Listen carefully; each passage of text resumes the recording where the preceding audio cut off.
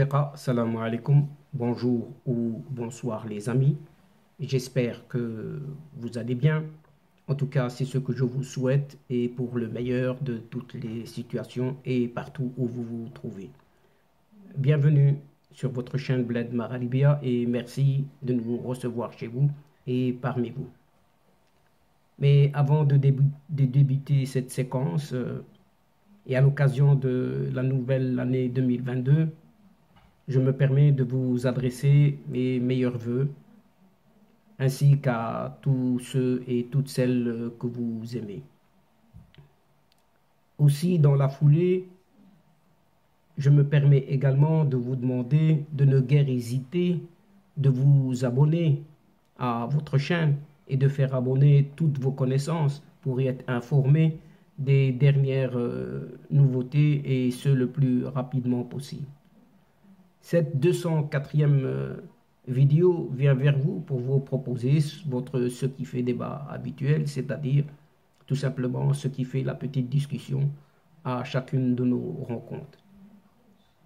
Et comme vous le savez, le CQFD de Bled Maralibia décortique, comme à son habitude, l'actualité nord-africaine pour vous la résumer brièvement, pour vous la servir en quelques mots et en quelques lignes. Et le CQFD de cette séquence donne une suite logique à notre précédente vidéo numéro 200 pour se consacrer une nouvelle fois, oui une nouvelle fois, et ce n'est guère de trop, à ces Algériens et à ces Marocains dépossédés en 1975 pour en décortiquer et surtout analyser le vrai du faux. Alors que l'affaire de ces Marocains, oui, l'affaire de ces Marocains dépossédés de leurs biens en Algérie en 1975 a refait surface récemment, notamment par des familles elles-mêmes qui veulent porter l'affaire devant les tribunaux internationaux.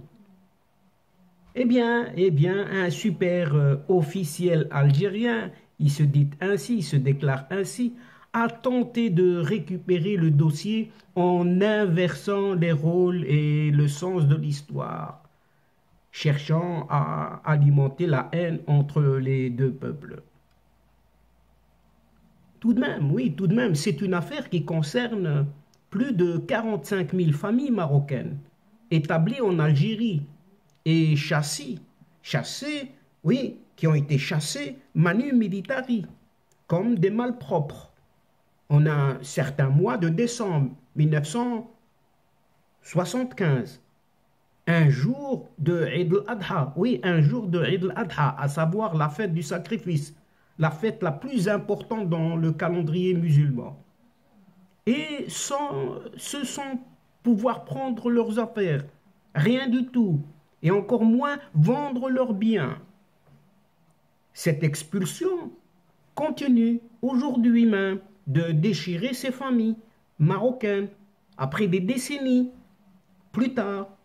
Mais il y a quoi tout de même, et c'est le moins que l'on puisse dire. Selon les recensements, oui, selon les recensements, près de 500 000 personnes, un demi-million, eh bien 500 000 personnes sont concernées. Et jusqu'à aujourd'hui, elles vivent les conséquences de ce drame qui a séparé des couples, des enfants, de leurs parents, des milliers de personnes laissant derrière elles leur vie entière, leurs identités, leurs biens, etc., etc. Et près de 47 ans après, ce jour de Eid al-Adha, ou pour certains c'est Eid noir, le noir, ces milliers de personnes n'ont toujours pas obtenu réparation de la part des autorités algériennes, alors que le Maroc, de son côté, n'a jamais poursuivi ce régime de cette Algérie suite à ce crime abominable. Tandis que toutes les victimes, pratiquement, cherchent toujours à obtenir légitimement leurs droits, tout simplement, ne serait-ce que de retrouver leurs papiers, leurs documents, et les membres de leur famille restés en Algérie sur place, sachant que ce sujet est souvent abordé par les victimes, toujours et toujours, alors que récemment, sorti d'on ne sait où, un certain Ammar Blani, qui se dit super diplomate algérien ou encore le superbe envoyé spécial pour le Sahara, a cherché à détourner la responsabilité de son régime politico-militaire et d'inverser les rôles en faveur de son pays archi fautif. Mais au final, ce Ammar Blani sombre tout simplement dans l'intox, pour ne pas dire dans la désintox, sans pouvoir en sortir du pétrin dans lequel il s'est embourbé jusqu'au cou malgré lui. En effet, dans un entretien accordé aux médias Ash-Shuhra, son journal, oui, son journal, son propre journal, un organe médiatique algérien, connu surtout pour ses fake news, des fausses nouvelles manipulées, inventé de toutes pièces. Et ce soi-disant diplomate, Ammar Blani, a tenté de minimiser la situation en estimant que les Marocains ayant été chassés par les autorités algériennes ne possédaient rien, pas de biens personnels, et qu'ils étaient seulement des artisans ouvriers, ou moins que rien, et moins que ça encore. Cette déclaration tranche avec les témoignages des victimes qui affirment avoir possédé leur maison, leur propre maison, leurs propres biens matériels et d'autres autres choses, etc., etc. Mais la liste n'est pas à en finir ou à détailler ici. Et certains d'entre eux, certains de ces victimes, elles-mêmes, avaient combattu aux côtés des Algériens pour l'indépendance de cette Algérie. Oui, ils avaient combattu pour l'indépendance de cette Algérie, ces Marocains expulsés. Certains même, après l'indépendance, étaient employés au sein des grandes structures algériennes, telles que la Sonatrach, par exemple. En revanche, oui, en revanche, des centaines d'Algériens résidant au Maroc ont fait l'objet de mesures arbitraires et injustes en étant soi-disant dépossédés de leurs terres agricoles sans aucune indemnisation, ce que Ammar Blani avait déclaré, sans avoir froid aux yeux, tentant même de renverser le sens de l'histoire, afin de récupérer le sujet à son compte et au compte de son régime, et ainsi de chercher à créer une nouvelle énième vague de haine. Ce Ammar, décidément Blani, a également affirmé qu'il n'hésitera pas à user de tous les moyens légaux et les mécanismes juridiques pour défendre les droits spoliés de centaines de citoyens algériens dépossédés de leurs biens sans aucune indemnisation.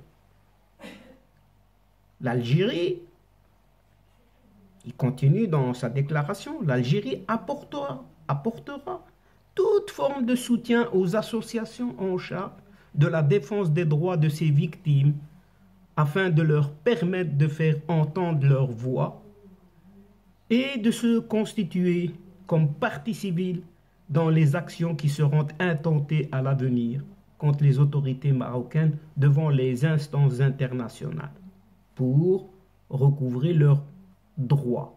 On ne sait de quel droit. A ajouté celui qui est connu pour avoir plus qu'une dent contre le Maroc, au moment où, pendant près de 47 années, jamais, oui, jamais, pendant 47 années, jamais un Algérien n'a évoqué ce sujet pour se plaindre. Mais pour tenter de restituer la monnaie de la pièce provocatrice de cet écervelé Ammar Blani.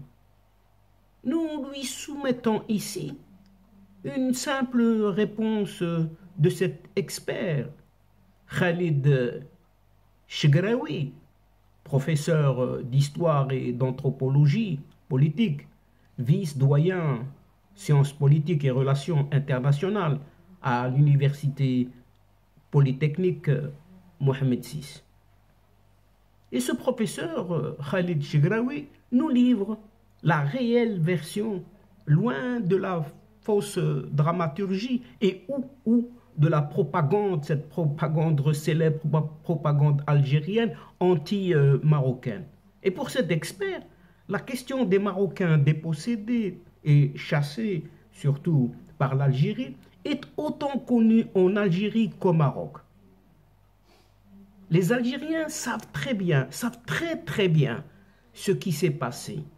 Et c'est d'autant plus compliqué parce que le régime algérien a manipulé même des familles anciennement marocaines, naturalisées algériennes, participant à la dépossession des biens des personnes, a-t-il déclaré cet expert, en estimant qu'il suffit de revenir aisément à la presse, oui, il suffit de revenir aisément à la presse de l'époque pour comprendre et avoir toutes les preuves nécessaires de ce qui a été fait. Et cet universitaire n'a pas été tendre et a aussi expliqué que cette stratégie algérienne est connue depuis longtemps. D'ailleurs, c'est la même qui se fait aujourd'hui en pensant faire pression sur la monarchie marocaine, tout en mettant ce Maroc dans une situation économique difficile. Et le régime politico-militaire algérien croyait qu'en arrêtant l'exploitation de ce fameux GME, ce gazoduc Maghreb-Europe, cela aurait des conséquences économiques pour le Maroc, alors que le lot en question était assez minime pour cette économie marocaine.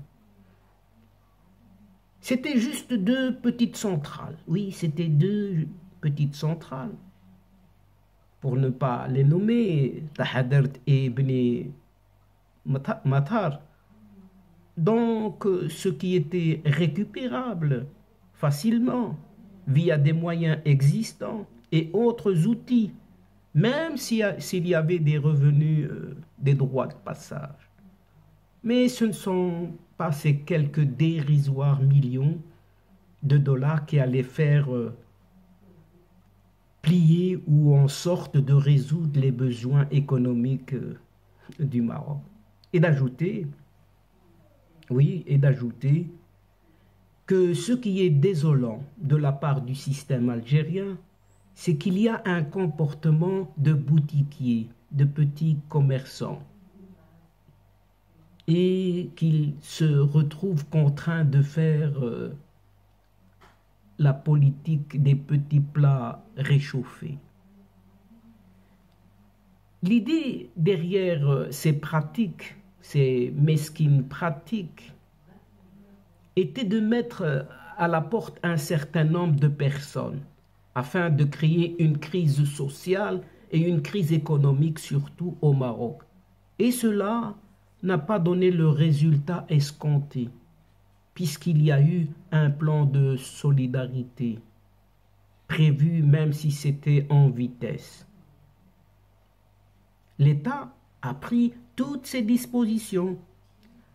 Même la société marocaine a participé et a intégré ses enfants. Et le problème a été vite résolu. Ce qu'a ajouté notre expert ici, Khalid Chegraoui, qui a relevé néanmoins que la solution n'était pas optimale, mais qu'elle a eu le mérite d'exister à cette époque.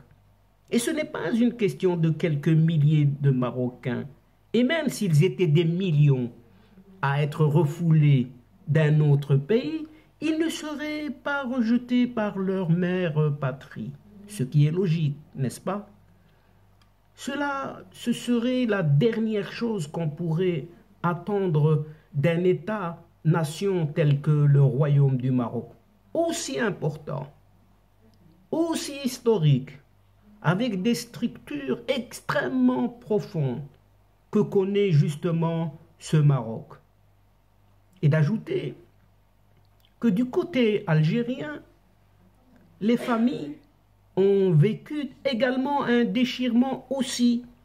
Il ne faut pas l'oublier, a-t-il tenu à préciser en rappelant que ces pratiques ont été décriées par les Algériens libres eux-mêmes, parce que cela a été fait pendant, vous savez quel jour? Le jour, on va le répéter, on ne le répétera pas assez, le jour de Eid al-Adha, la fête du sacrifice, jour le plus important en islam, ce qui était un comportement inqualifiable.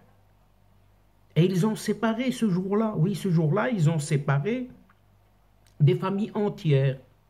Il y a eu des femmes dont les maris étaient algériens.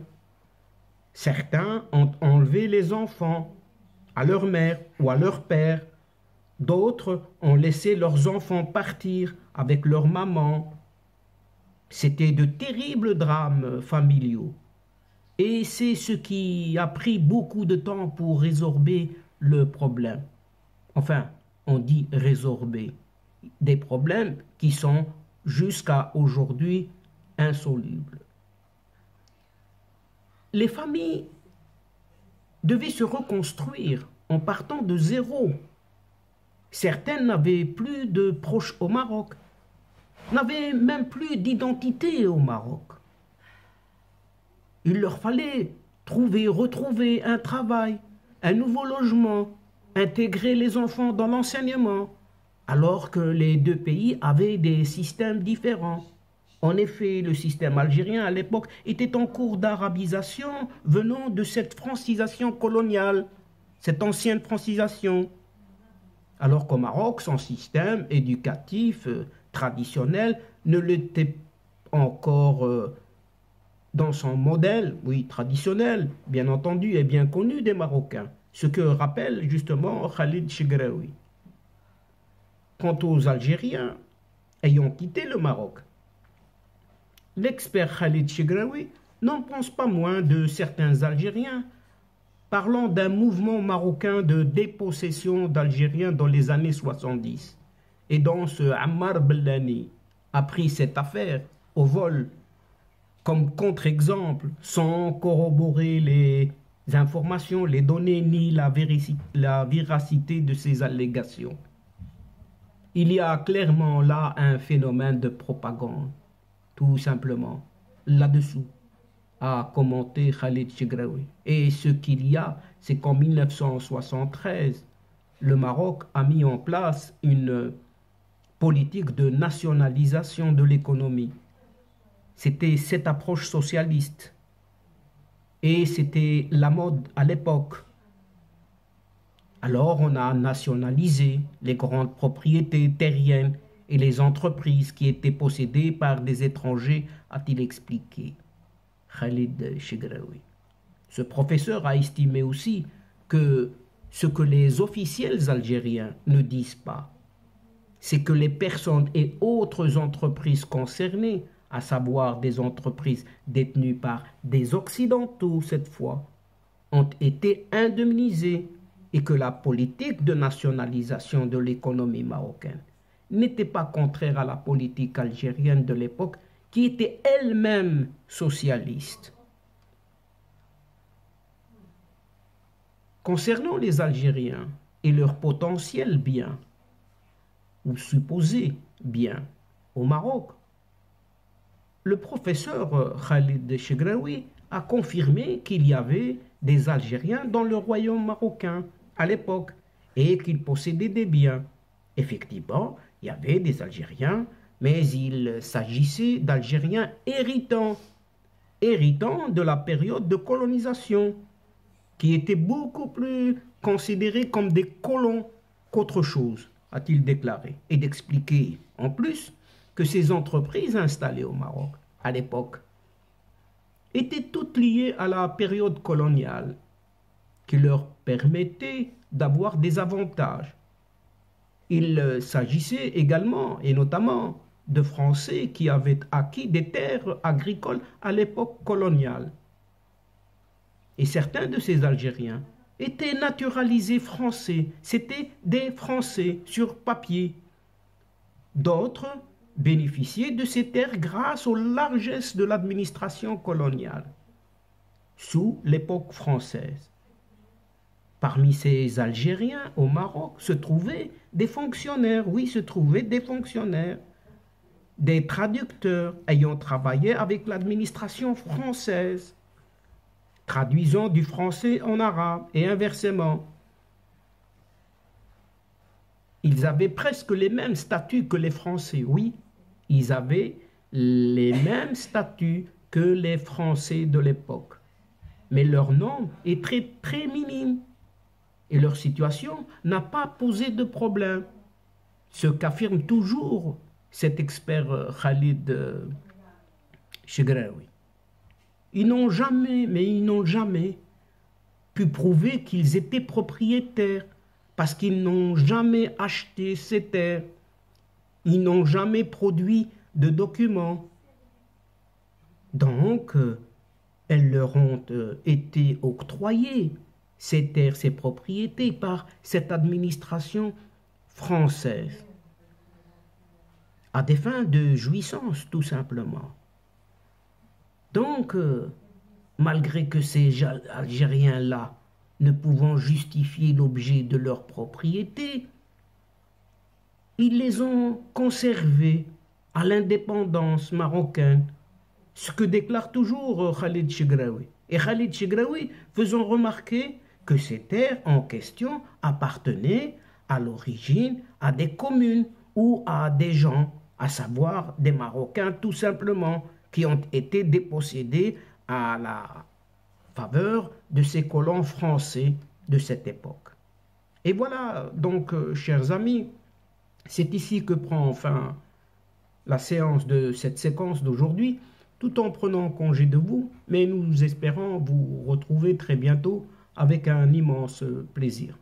Mais avant de vous quitter, permettez-moi une nouvelle fois de vous souhaiter une excellente année 2022. Merci pour votre participation, de nous suivre jusqu'au bout. Mais n'oubliez pas de nous aider mutuellement et d'aider votre chaîne en vous y abonnant en masse afin d'y être informé rapidement. Mais surtout, n'hésitez pas à partager autour de vous les séquences vidéo de votre chaîne. Pour moi, il ne me reste plus qu'à vous dire au revoir les amis. Al-Asdiqa, salamu alaikum wa rahmatullahi wa barakatuh.